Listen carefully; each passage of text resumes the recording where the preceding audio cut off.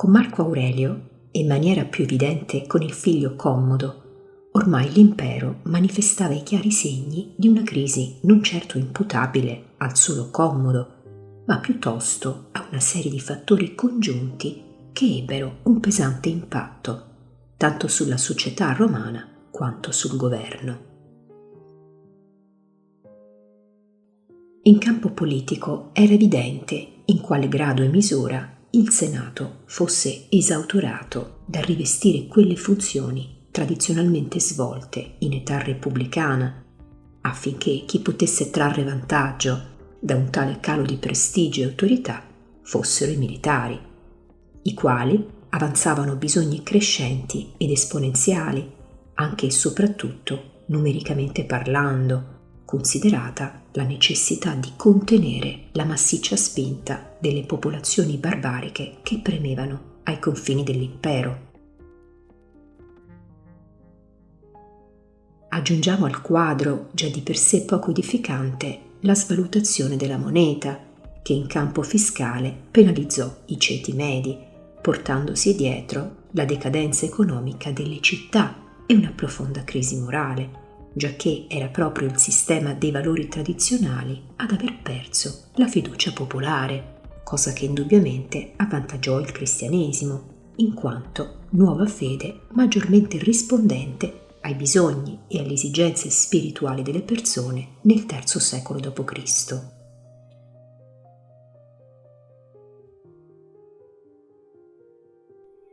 La presenza di popoli barbarici ai confini imperiali aggravò la crisi di un impero ormai governato dagli eserciti che detenevano pieni poteri, nominando a piacimento gli imperatori, fenomeno particolarmente usuale nelle province.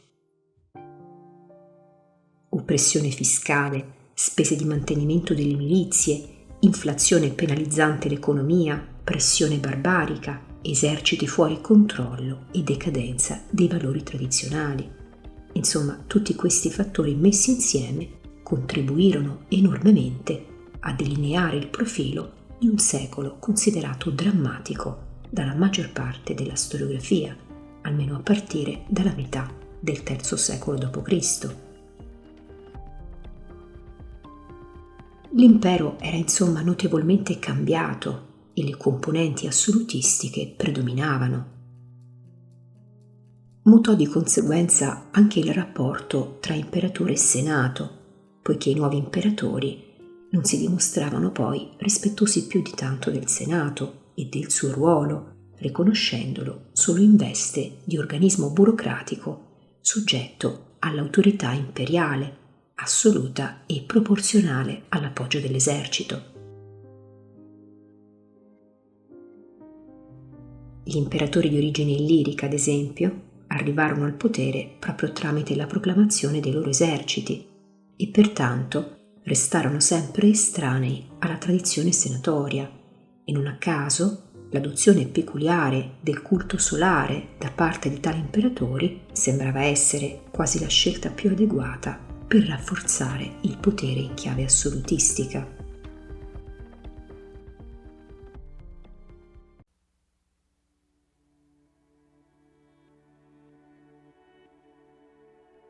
La morte di Commodo nel 192 d.C. si fece portatrice di una situazione confusa e senza controllo che causò l'insorgenza di effimeri regni.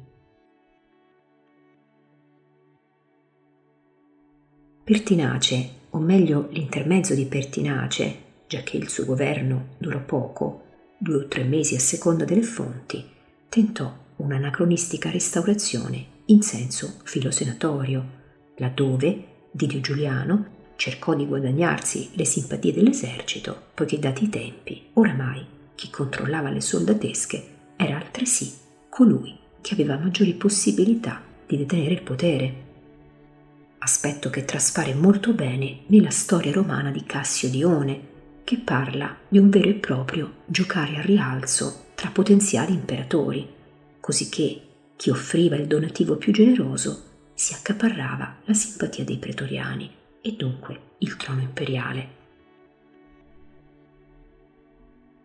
Ma anche Giuliano, succeduto a Pertinace, assassinato dai pretoriani, non durò molto e la nuova competizione originò i seguenti schieramenti. Il legato della Pannonia Superiore, Settimio Severo, si oppose al governatore della Siria, Pescenio Nigro, e al governatore della Britannia, Clodio Albino.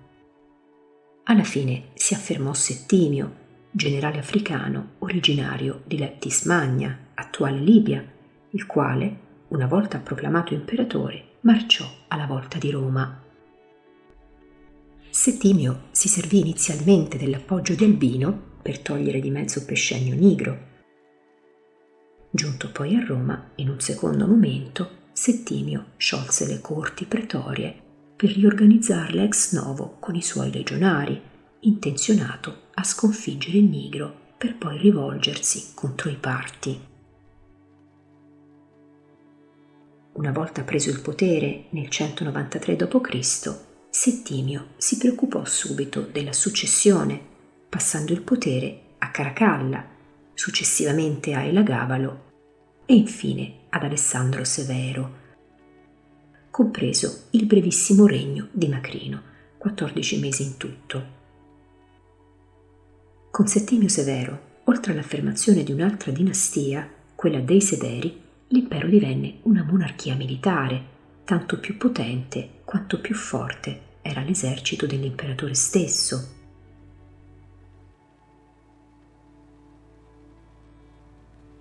Settimio condusse 2 campagne militari partiche e nella seconda espugnò Ctesifonte nel 198 d.C., radendola al suolo e prelevando un ingente bottino che servì per risanare le finanze imperiali.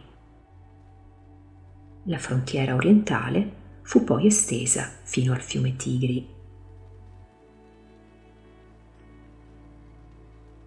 Gli obiettivi di Settimio, comunque, erano ovviamente propagandistici, se si pensa al titolo da lui assunto, Partico Massimo, così come appare scritto nel suo famoso arco situato a Roma. Infatti, il suo successo militare non mancò di favorire la successione e dunque il concretizzarsi del progetto dinastico che Settimio aveva in mente, proclamando Augusto Caracalla, mentre Cesare fu il figlio minore, Geta, nella speranza che entrambi potessero vivere in piena concordia, ma non fu così.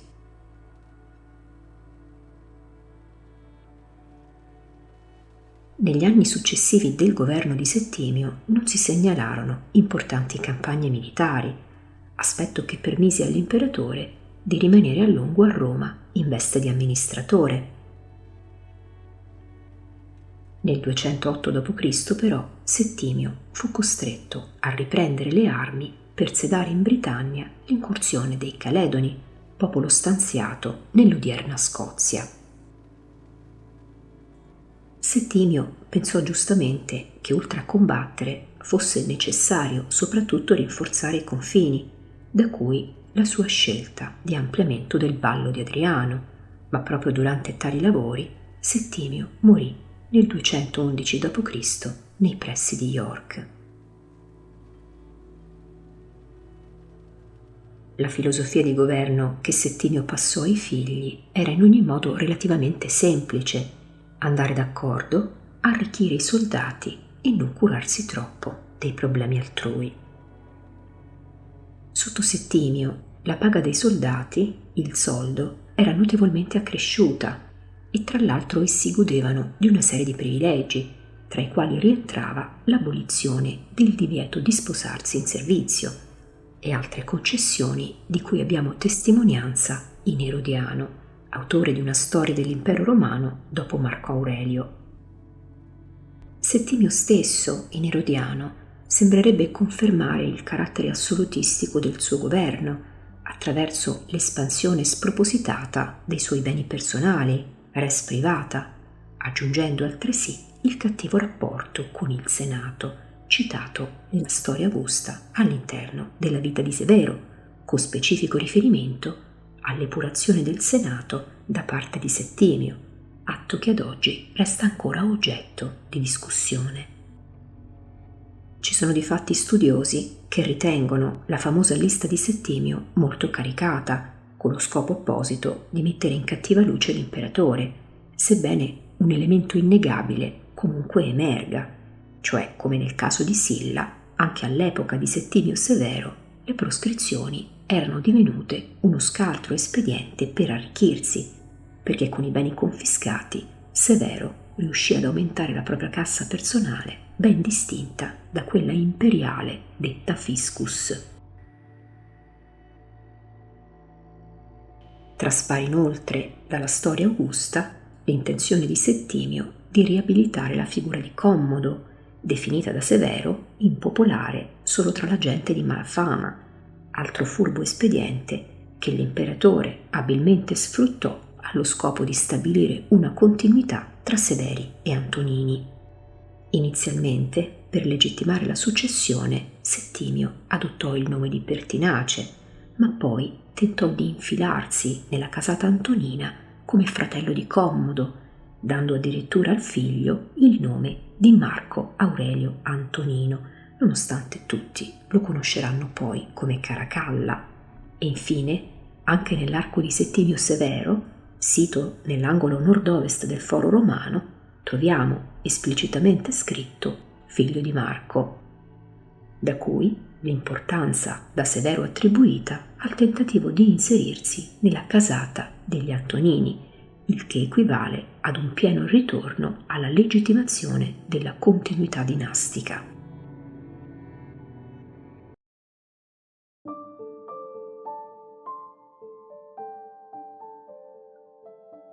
Riassumiamo pertanto i maggiori interventi di Settimio. Sotto Settimio Severo, l'Egitto perse la sua particolarità, poiché l'imperatore introdusse le comunità locali e i senati locali. L'esercito venne riorganizzato in termini di nuove corti pretorie e raddoppiati gli effettivi. Venne stanziata la Legio Seconda Partica ad Albano, grande innovazione quest'ultima, dal momento che i legionari non stanziavano in Italia dai tempi di Silla. Il comando di alcune province, come la Mesopotamia, passò a prefetti del pretorio. Famosi giuristi furono coinvolti nell'amministrazione imperiale, entrando a far parte del consiglio privato dell'imperatore, il Consilium Principis, ed alcuni di loro vennero nominati prefetti del pretorio.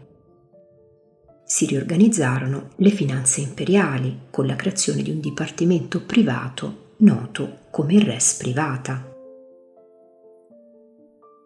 L'impero si intromise nell'economia, come testimoniato dall'olio di provenienza abetica, il cui trasporto era di proprietà imperiale, almeno così evidenziano gli studi sui famosi cocci del Monte Testaccio. Grande boom economico dell'Africa, in modo particolare di Leptis Magna, città natale di Settimio, dove cominciò un'intensa attività di olivicoltura.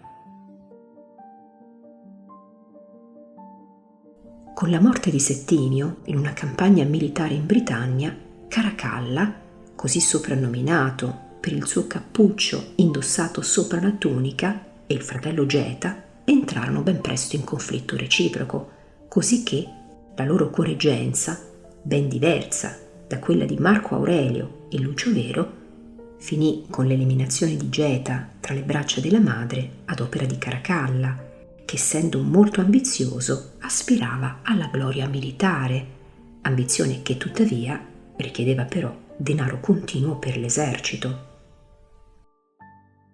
Ciò portò Caracalla a spremere i contribuenti, alimentando l'astio dei senatori ostili, ai quali ha dato voce una certa storiografia di matrice aristocratica. Il nuovo imperatore tentò comunque di proseguire la politica paterna e, a parte le famose terme romane che portano il suo nome, nel 212 d.C., per formalizzare la linea di Settimio, Caracalla estese la cittadinanza romana a tutti gli abitanti dell'impero, i cosiddetti deditici, ovvero coloro che si sono arresi, oppure sudditi, presumibilmente, anche barbari non ancora assimilati. Tale atto, noto come Editto di Caracalla, in realtà risponde al nome giuridico di Constituzione Antoniniana ed è un documento decretante il superamento definitivo della distinzione tra italici e provinciali, che si tradusse poi in una vera e propria trasformazione della società romana. Naturalmente non dobbiamo pensare a un puro e genuino atto di liberalità da parte di Caracalla, poiché dietro tale mossa si nascondevano motivi fiscali ben delineati da Cassio Dione. Estendere la cittadinanza voleva dire accrescere il numero dei contribuenti, dinamica che avrebbe giovato alle casse imperiali, depauperate dalla politica delle forti concessioni a legionari e pretoriani e ulteriormente agevolata dalla coniazione di una nuova moneta, l'antoniniano, che aveva valore nominale di 2 denari, ma valore effettivo pari a 1,5 denari. Caracalla trovò la morte durante una spedizione contro i Parti a Carre in Siria nel 217 d.C., ma la sua fine non la decretò il campo di battaglia, quanto piuttosto la congiura della quale Caracalla fu vittima, senza neanche avere tempo sufficiente per nominare un successore. Dopo la morte di Caracalla, il prefetto del pretorio, in mancanza di altri candidati, fu acclamato imperatore. Si chiamava Macrino e, secondo alcuni, fu l'effettivo istigatore della congiura ai danni di Caracalla. Il suo governo tuttavia fu brevissimo, articolandosi nell'arco di un solo anno, dal 217 al 218 d.C. Macrino apparteneva alla classe dei cavalieri e costituiva il primo esempio di imperatore che proveniva dalla seconda classe romana.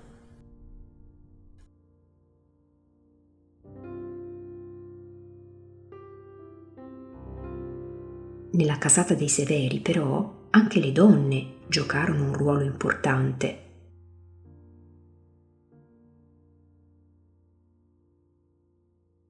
Giulia Domna, ad esempio, moglie di Settimio Severo, e sua sorella, Giulia Mesa, furono entrambe 2 abilissime cogovernanti. Giulia Mesa, zia di Caracalla, dopo la morte di Macrino, facilitò infatti l'elezione al soglio imperiale dell'insolito nipote Sesto Vario Avito Bassiano, meglio noto come Elagabalo o Eliogabalo, figlio di Giulia Soenia. Elagabalo era difatti un soprannome, El, Dio, e Gabal, concetto associabile a montagna, e significa il Dio che si manifesta in una montagna, chiaro riferimento alla divinità solare. Quando Elagabalo salì al potere aveva solo 14 anni e il suo governo fu uno dei più oscuri della storia della Roma imperiale. Bassiano era un sovrano alquanto strano, che dichiarava di non amare i campi di battaglia, e furono proprio le sue stranezze la causa di ingenti spese evitabili, alle quali si aggiunse il suo marcato misticismo, che lo portò a imporre, come religione di Stato, un culto esotico molto stravagante, quello del dio Sole, venerato ad Emesa in Siria e detto Baal, del quale Elagabalo era sommo sacerdote. Anzi, proprio alla luce del suo sacerdozio, Bassiano pretese che fosse portata a Roma una pietra nera conica come simulacro del sole, chiedendo altresì di erigere un tempio dedicato a Baal sul Palatino.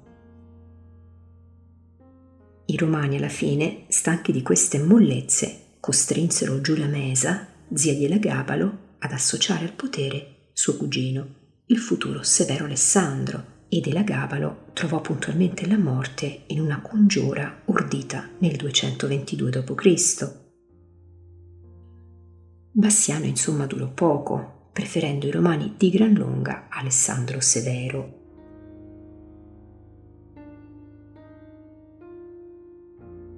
Anche Alessandro era giovanissimo quando venne eletto imperatore, ma nel suo caso la correggenza non fu più affidata ad una donna, bensì al noto giurista Ulpiano, prima prefetto del pretorio e poi detentore effettivo del potere regio, almeno in una fase iniziale, data la minore età del ragazzo.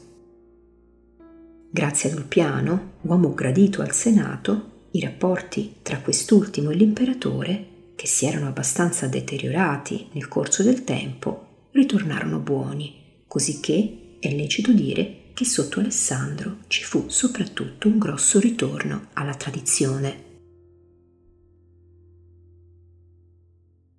Durante il regno di Alessandro si verificò pure un altro macro evento dinastico, destinato ad avere delle notevoli ripercussioni sulla politica estera romana. Nel 224 d.C. in Persia, alla dinastia degli Arsacidi era succeduta quella dei Sasanidi, che pretendeva di discendere addirittura dalla dinastia degli Achemenidi, vale a dire di quei sovrani che avevano combattuto contro i Greci a Maratona e a Salamina nel V secolo a.C. Forti di un acceso spirito nazionalista, i persiani invasero la Mesopotamia romana e minacciarono la Siria.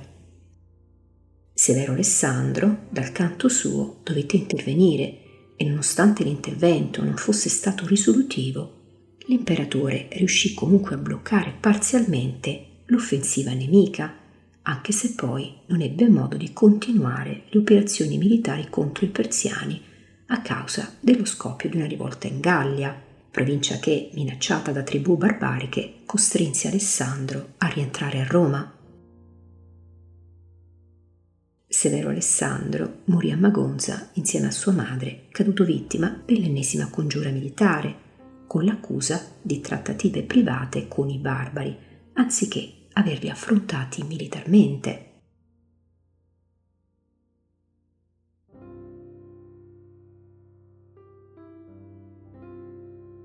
Con la morte di Alessandro si estinse la dinastia dei Severi e si aprì per Roma un lungo periodo di lotte militari e civili che, malgrado il provvidenziale ma non definitivo intervento di Diocleziano, avrebbero portato Roma sull'orlo del dissolvimento.